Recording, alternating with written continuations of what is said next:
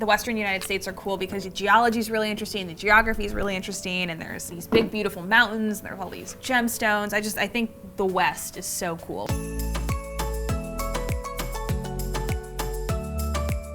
I think hiking's great. It's a great way to get outside. I just love fresh air. I love fresh air.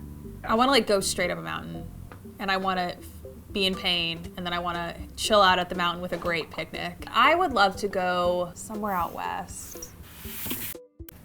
Got your bags packed. Oh, it's time for another Gemstones Across America adventure. Where are we going this time? To a state with snow-capped peaks, crystal clear lakes, and alpine hiking trails, all showcased along its famed Going to the Sun road. It's also a state so rich in gemstones and minerals, it has 2 official gems. Okay, alpine, crystal clear lakes. I'm thinking like Tahoe? No, we've done California, Nevada, Idaho, Montana. We're going to Montana. Are we going to Montana? Oh, Montana stones. We're gonna be talking about sapphire today. Okay, so we have an example of sapphire and an example of agate. Those are the 2 state gemstones of Montana. We've got one sapphire from Montana. You can see that beautiful blue color. This piece is extra special. Apparently this is a Tennessee pearl. And this is an untreated cornflower blue sapphire from Yogo Gulch in Montana, which is a major source of Montana sapphires. My recollection is that blue sapphires are oftentimes a little green from Montana. If you guys want to learn more about Montana sapphire, we actually had 2 Montana sapphire experts on, so you can catch that episode right here. It was by far one of my favorite episodes ever because they both are so fun and cool and they've got so much knowledge, so that was certainly a treat. Okay, so now we have agate. Agate is a type of quartz. Agate is very well known for banding. You can see that right here. Look at those bands of beautiful colors. I always love agates. You can see like these cool like inclusions down here. A lot of them will look like a painting and I just think they're gorgeous. Oh, there's some rainbow right there. Look at that. So these are basically your 2 stones from Montana, agate and sapphire. Okay, we have sapphires right here. Yes, we do. So Montana is known as the treasure state, and I think we can see why. The name comes from all of the different treasures that you can find there. Montana agate and sapphire were both named the official state gemstone in 1969. You can also find gold and silver there. Today, obviously, we're not gonna hit everything that's found, but we're gonna do our best to kind of give you guys a little taste of what Montana can give you.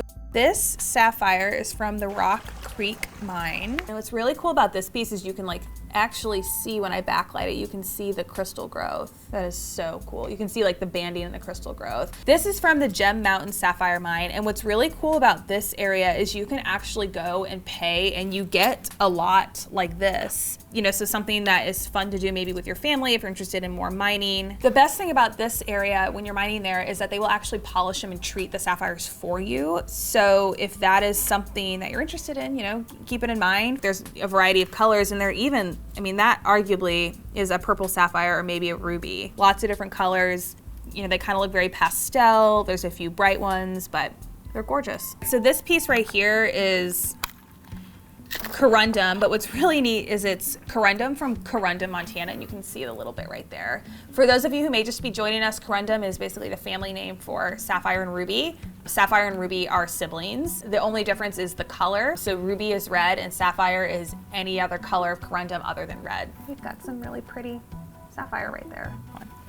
Oh, rhodochrosite! I know this because I was actually in the mine in Colorado. Okay, so we have rhodochrosite. Rhodochrosite, I believe, is covered by manganese. It's known for like this pinky red orange look. Usually they're a bit more transparent than this one. If you wanna see my adventure into the rhodochrosite mine, you can click here. I actually unboxed a rhodochrosite on the side of a mountain, which was probably like the coolest thing I've ever done. We've actually got a little piece of quartz right here, so that's another thing that's found in Montana. So right now we have sapphire, Montana agate, quartz, rhodochrosite. The list just keeps going.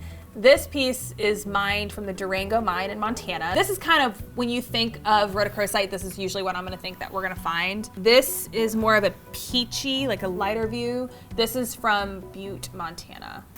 I'm told this is a very unique specimen. Barite. Barite is a barium sulfate, BaSO4. Its name comes from the Greek word baris, which means heavy, and that alludes to the high specific gravity. This piece of barite is from Rosebud, Montana, and you can see the crystals right here. The bottom right here is like a fossil bed. You literally have barite growing out of a fossil right here. This is covalite. This piece of covalite is from the Leonard Mine in Butte, Montana. Doesn't it kind of look like a peacock? It's known for this color. It's super, super soft. It's only about a 1.5 to a 2 on the Mohs scale. This is not something you're gonna put in jewelry. It's super easily scratched, so I'm gonna be extra careful today. Covalite is a copper sulfide, so it's CuS. Copper and sulfur. Covalite was named after the Italian chemist who discovered it, Niccolo Covelli. What's really important about Montana to realize is that, you know, you get this like wide variety. You get the golds and the silver, you get your sapphires and your rhodochrosites, and then you get your stuff like barite, which is used more for industrial purposes, which I'm gonna say, and you get covalite, which is more of a collector's stone. You really can see everything in Montana. Alrighty guys, why don't you take a closer look at this right here. This is a Montana sapphire and a Tennessee pearl. So Tennessee is my home state, and Montana is a place that I'd love to visit one day, and I think this is a really pretty piece.